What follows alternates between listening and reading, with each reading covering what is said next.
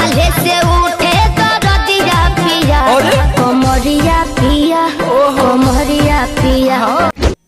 आ रात भर पेलवैबू तो दर्द ना उठी तक मजा आई।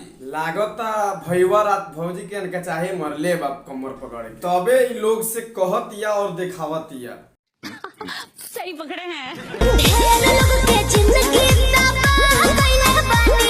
ढेर लोग के जिंदगी तबाह तो कइले बाड़ू, लेकिन तोहरा ई पता नहीं खे कि तू कितना लाख खइले बाड़ू।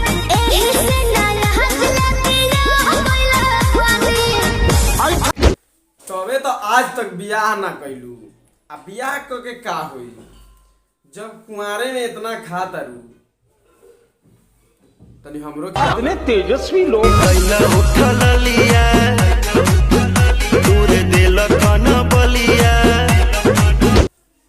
जब इतना उठ लाली लगेबू तो भैयावा खाई ना तक छोड़ दीही।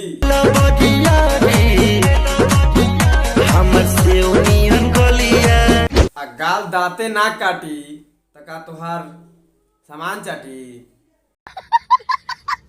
जो बन होई फ्यूज जे करबे तू यूज हर चढ़ल चढ़ जवानी छोड़ता काहे पा। वही में लागता कि तोर जोबन देख कि कोई फ्यूज हो जाई। काहे कि तोरा ढोड़ी से खतरनाक तो तोर जोबन लागता।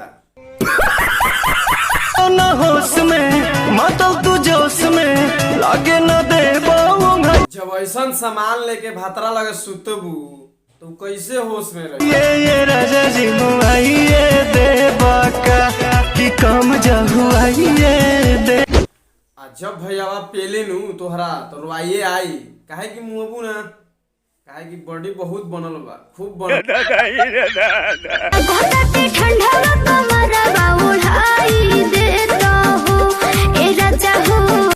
तोहरा इतना ठंडा लागल बा कि भातार से कहत कंबल ओढ़ावे के।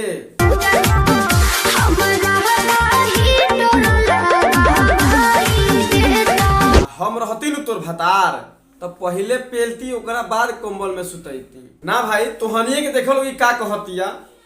ई हीटर लगावे कहतिया नीचे। साड़ी में हीटर लागी, हमार लाड़ में ना हीटर लागी। ये अपने टन टन कइले बा।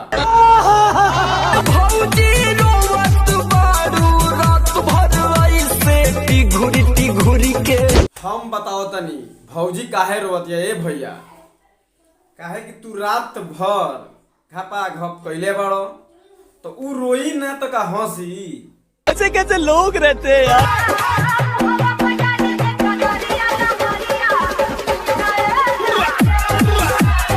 तोर भातार बाकी साला उ पेलत नहीं खे। आ तू लोग से कहत फिरत तारू कि हमार भातार माजा लूटत नहीं खे। तो ए भौजी हमरा गांव में जे रहतू नु तो सबसे पहले तहार पेलाई हुई। इतने तेजस्वी लोग हैं हमारे कि ढोली में पानी तोहरा लागी हो जानू। आ ढोड़ी देख के नु लागत है कि तुहार जवानी चढ़ गई। जवानी तोहार चढ़ लागी हो। आ इतना खाल लागत नु कि ओमे पानी तक का बहुत कुछ अड़ जाई, जैसे हमारा लाड़ अड़ जाई। इन्हें खत्म भइल आज के बकचोदी। तो मिला जाए फिर हमनी के अगला वीडियो में। अगर वीडियो अच्छा लागल होई तो लाइक जरूर करिए लोग। अगर अच्छा ना लागल होई तो कमेंट करके जरूर बताइए लोग। तब तक ला बाय।